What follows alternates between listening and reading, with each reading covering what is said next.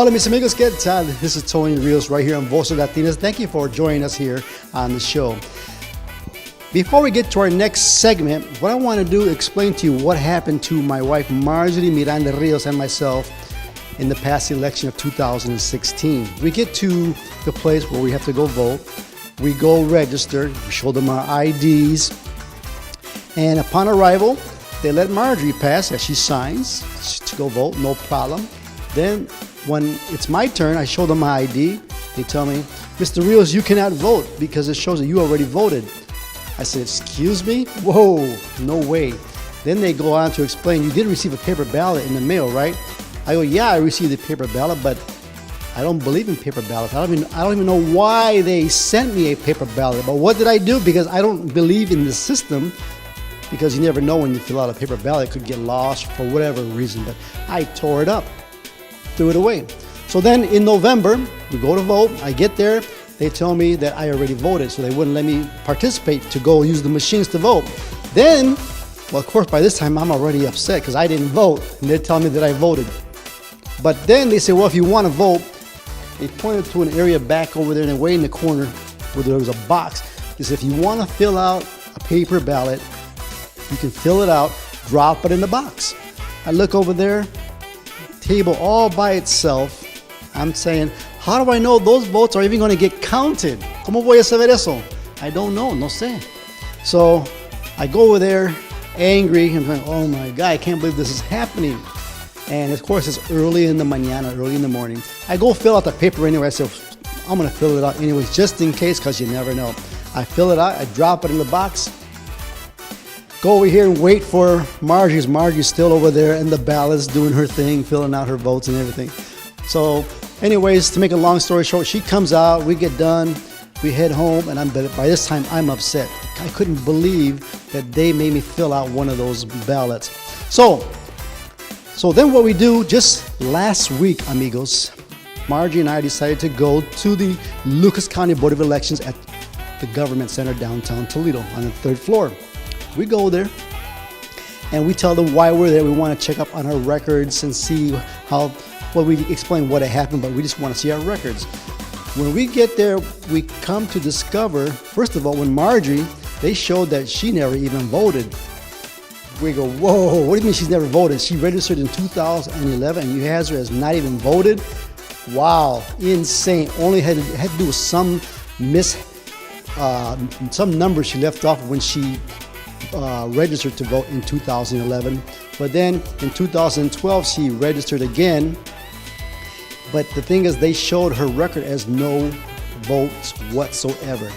This had us very upset. Then when it came to me, I explained to them my situation, so I wanted to look at my record. Well, I did remember, I said I filled out that paper ballot, and I dropped it in the box, and I said, how do I know those votes are even going to get counted? Well, when I go to check to see if they showed that I voted, it shows I did not vote. Can you believe that? It said I didn't vote, but I said I voted. Wow. So they gave me, the lady who attended us was very nice. She said, well, if you really want to bring this issue up, you need to contact the director of the Lucas County Board of Elections. So she gave me her name, and I immediately called her when I got home, and I told her, I need for you to help us out understand this. Why did this happen to us? So I invited her on today's show. Well, guess what? She's on today's show to tell us what happened and why it happened. So stick around for this, mis amigos, because this is going to be something you may and you should want to hear about, and how to go ahead and fix it if it ever happens to you. So we're going to come back with our next guest right here on Voces Latinas TV show. Take it away. Hola mis amigos, welcome back to Voces Latinas. My name is Tony Rios, and this time I have the pleasure of interviewing our next guest, special guest, representing the Lucas County Board of Elections. We have not only one, but two people. We have the director, which is Laverna Scott. Laverna, welcome to Voces Latinas. How are you? I'm good, thank you. Great. And we also have Teresa Gates. Gabriel, I'm sorry. All and right. you are the Deputy Director. Deputy Director. Want to welcome you all to Voces Latinas. And we also have Rico Neller of La Prensa newspaper. Now, just recently, my wife and I had an experience, from the past elections that took place in November. We had an experience that we already explained to the public already, but we wanted you to come on the show today so maybe you can explain to the public, to the community at large.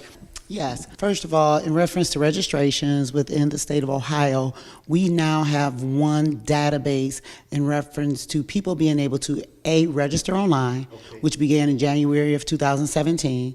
They can also change their address online, which started last year. And so it allows the voters to be able to not only present their information to the Board of Elections, but to go in and check it as well. Exactly. Because once you register, you can also go on there to see what your polling location is, your precinct. You can actually even go in there to see your elected officials in reference to your precinct or your school division or your council district, things like that. It also gives you information on absentee voting and provisional voting. I know one of the things you and I spoke with was reference to absentee voting, so I wanted to make sure I explained that. Anyone can they can request an absentee ballot at the beginning of each year, and you can do that for any elections coming up within that year. Sometimes during general elections, different candidates, organizations mail out absentee applications. During a general election, the Secretary of State's office also mailed them to every registered voter, which they often do. And what we have found that a lot of people would complete it because, it's from the Secretary of State's office, they mail it in. Once they mail it in, that becomes your absentee application. And a lot of people just really don't know what they're filling out when they send it in. It says it, but I think the other misconception is if I request this, but then I decide not to, then I can go vote at the polls. That's not true. Once your absentee request is processed in our office, there's going to be a flag sent to your voter record to say, this person requests an absentee ballot for one, so we can mail it to you. Okay? Once that occurs, you become an absentee voter. Whether you mail it back to us or not, in our system, you're coded an absentee voter for several reasons. Because if not, on election day, say you're the person that did get it in the mail, you mailed it back in, and then you go to vote at a polling location.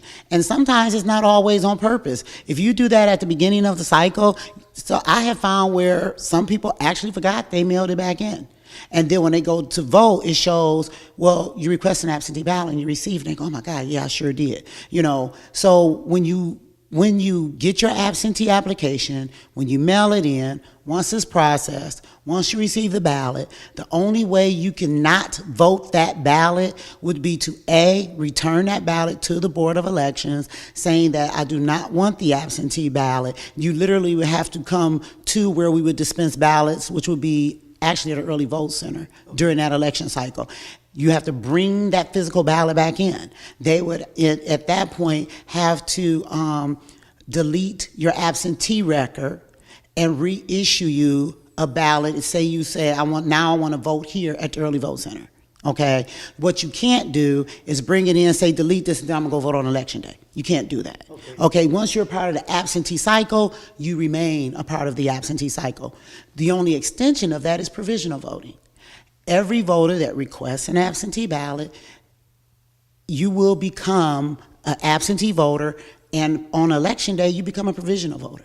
Because once again, we don't have that ballot back. Like in my case, I didn't request an absentee ballot.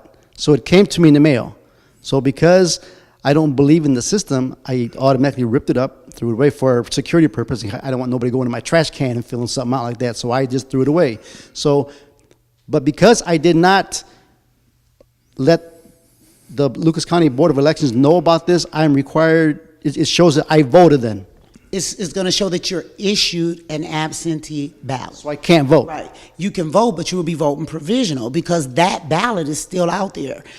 You have until election day at the close of polls to bring your ballot to the Board of Elections office.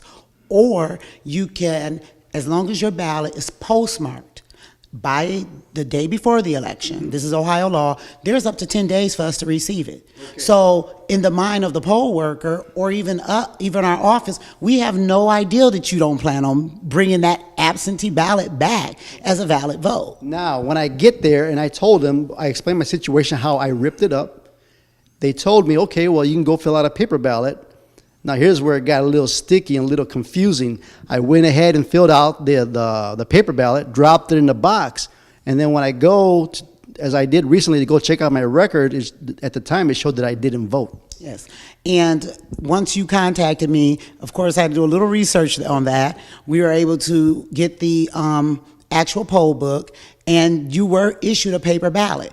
You should have been issued a provisional ballot, which is still a paper ballot, but the provisional ballot you would complete, has your name, has your address. It allows us to identify who the voter is, to give you voter history. If you had been given the proper information at the polling location and given a provisional ballot envelope and asked to sign on a provisional part of the books, your vote would have been recorded as a provisional vote. Now, being that it wasn't, can it get fixed now? It's already been fixed. Thank you very much. Muchas gracias.